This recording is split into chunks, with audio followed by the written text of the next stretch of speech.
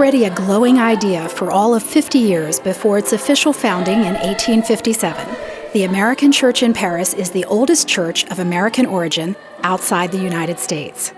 The 150th anniversary year was celebrated with many events throughout 2007, leading up to an entire weekend of sharing, caring, and special worship together.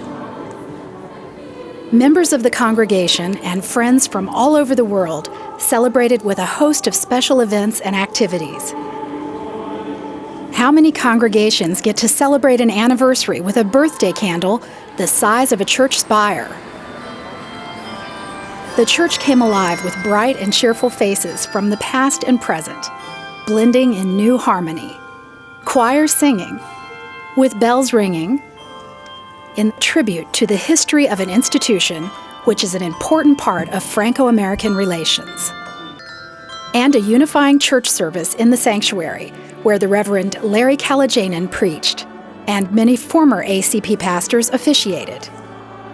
An exhibition basketball game in the recently renovated gymnasium. Lectures by experts at the church, the American Embassy, thanks to Ambassador Craig Stapleton. A cabaret cafe concert in the church theater with Joan Minor. A boat ride picnic on the Seine River. An international fashion show and potluck dinner by the African Fellowship. And at the invitation of Mayor Michel Dumont, an elegant reception at the City Hall of Paris's 7th arrondissement, as well as a play about the church performed by members of the ACP community. An atelier concert.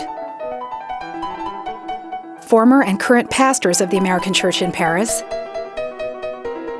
The commemorative weekend was also the occasion for an official announcement about the successful results of the ACP Faith into Action fundraising campaign.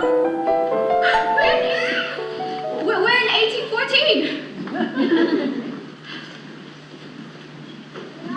I believe this is the home of Sam Wilder, an American silk merchant.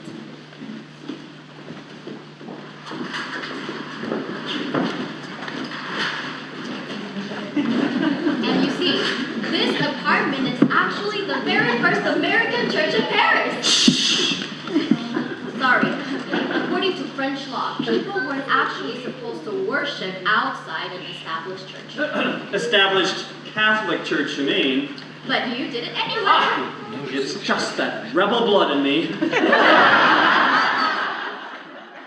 For more than 150 years, if you go back to 1814 when the congregation first began to form, on to the official chartering of the church in 1857, this church has provided a place of spiritual nurture and cultural enrichment and the warm embrace of hospitality to a great parade of people from all walks of life, from many denominational or religious traditions, and a very large number of countries of origin. Over the years, many pastors have been called to serve.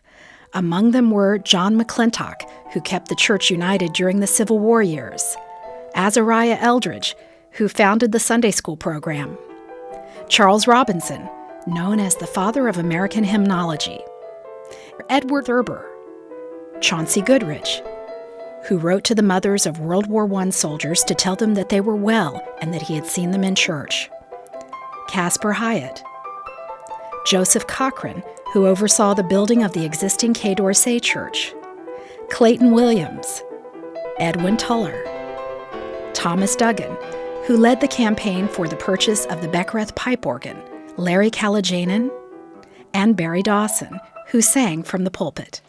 The commemorative weekend officially began with a French breakfast of coffee and croissants in the theater of the church house, accompanied by lively conversation. And he didn't get a vote. Most decisions. I think we all can. That touched me. More than 100 people gathered for the opening discussion featuring Alonzo L. McDonald Jr. and Jonathan Aitken, speaking about performance and purpose, the importance of character in today's pressured society. A lively discussion followed with questions and comments from those in attendance. That and sort of having to be different or being different. The Filipino Fellowship prepared and served lunch to current and former ACP pastors and their spouses, and to members of the American and Foreign Christian Union and their spouses. Pastor Alex Aronis and his wife Carol had a packed apartment.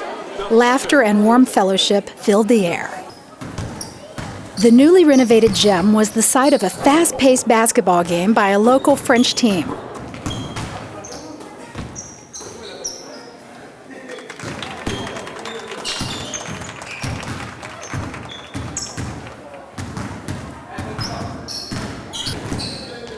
Shouts and applause filled the air as the players rushed back and forth to score points.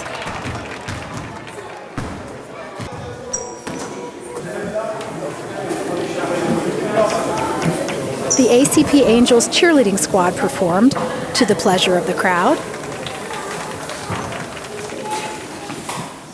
Current and former members of ACP were impressed with the upgraded sports facility. As our cherished King Louis Philippe, right here in France. And your cherished king lived just above this oyster house. In 1857, the AFCU asked Dr. Edward Kirk, a Presbyterian minister from New York, to go to Paris to help the congregation become organized and find a permanent home. The American Chapel in Paris was officially chartered that year, and a church building was constructed on a site purchased by Dr. Kirk, located on Rue de Berry. The most adorable little accents.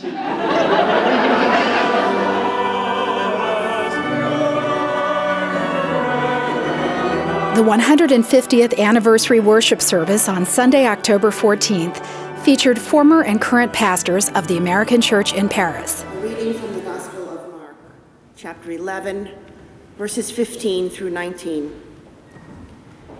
Then they came to Jerusalem, and he entered the temple and began to drive out those who were selling and those who were buying in the temple. May be one in him, and remain faithful in love and hope until that perfect feast Church with exists him. to be a spiritual home for people who are on the move.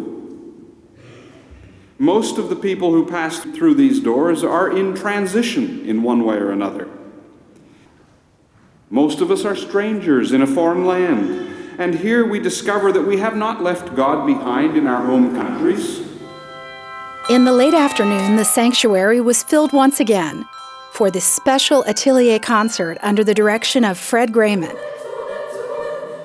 The Sotto Voce Children's Choir, directed by Scott Allen Prudy.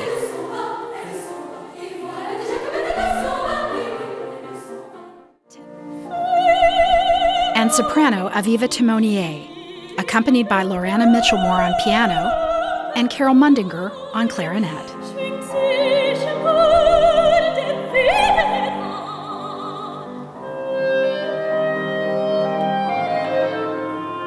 Tenor Christer Hustad,